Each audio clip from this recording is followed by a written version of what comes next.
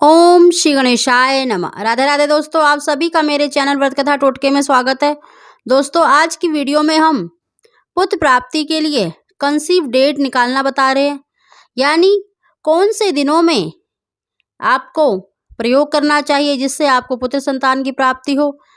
दोस्तों, पुत्र संतान की प्राप्ति के लिए सम दिन और सम तिथि का ही प्रयोग करना चाहिए, और आज की वीडियो में हम सम दिन सम तिथि निकालना बता रहे हैं।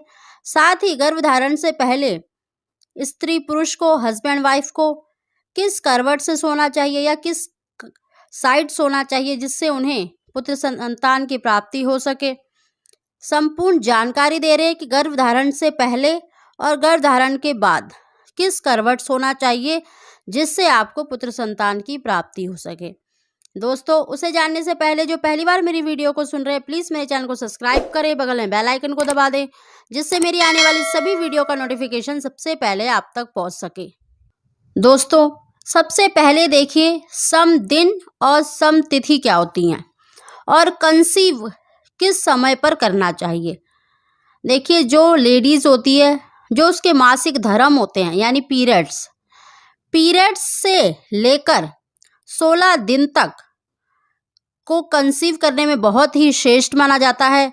इन दिनों में अगर कंसीव करते हैं तो शीघ्र कंसीव हो जाता है, और ये भी पता कर सकते हैं कि सम दिन और सम तिथि का प्रयोग करा है तो पुत्र की प्राप्ति होगी, और विषम दिन और विषम तिथि का प्रयोग करा है तो कन्या की प्राप्ति होती है।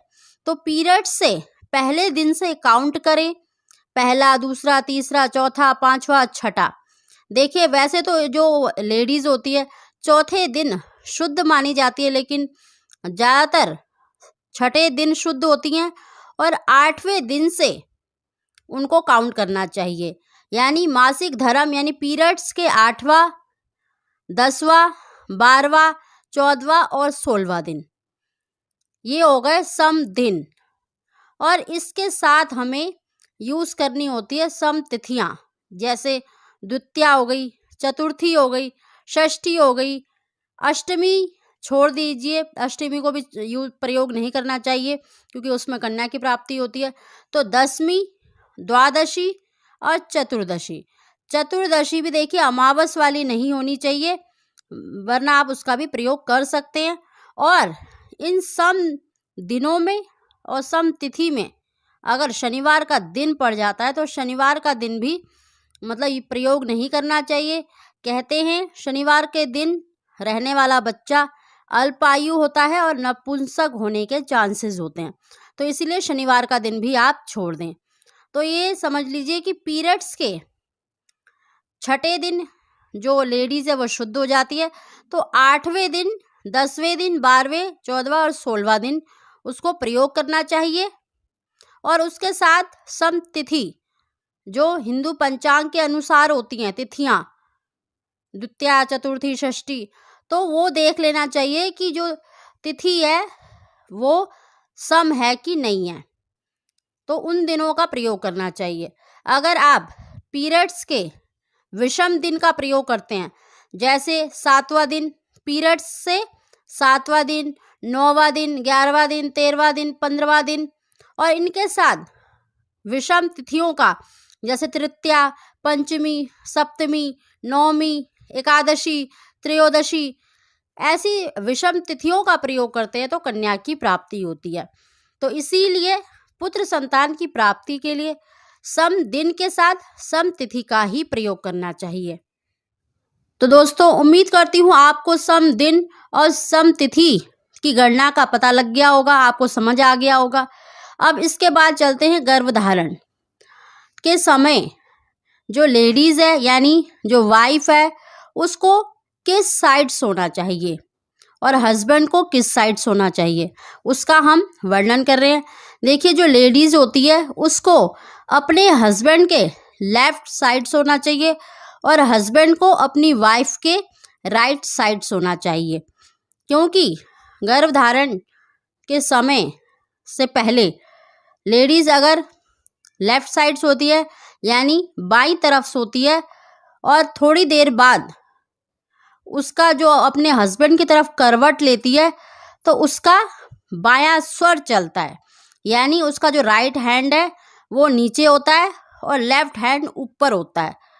तो उसका बायां स्वर यानी चंद्र स्वर चलने लगता है।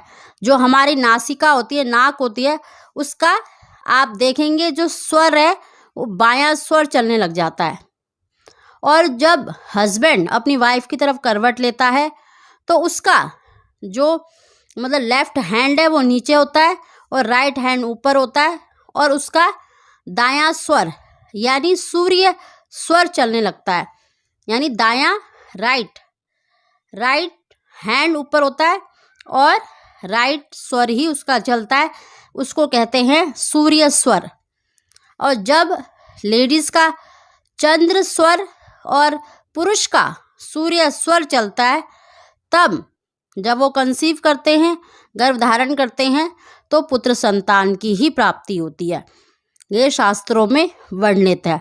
इसीलिए जो लेडीज़ है उसको हमेशा अपने हस्बैंड के लेफ्ट साइड सोना चाहिए और पुरुष को राइट साइड अपने वाइफ के। तो गर्भ धारण करने के बाद जो स्त्री है उसको उसी साइड यानी लेफ्ट साइड ही आधे घंटे तक सोते रहना चाहिए। इससे उनको पुत्र संतान की ही प्राप्ति होती है। फिर भी अगर आप चांस मिस कर जाते हैं, आपको ये मतलब समझ में नहीं आता है, तो आप दूसरे और तीसरे महीने में जो हमने शिवलिंग के बीज का प्रयोग बताया है उसका प्रयोग करेंगे तो निश्चित ही आपको पुत्र संतान की ही प्राप्ति होगी। और दोस्तों, मासिक धर्म के 16 दिन ही होते हैं जब कंसीव करने के लिए सबसे श्रेष्ठ माना जाता है।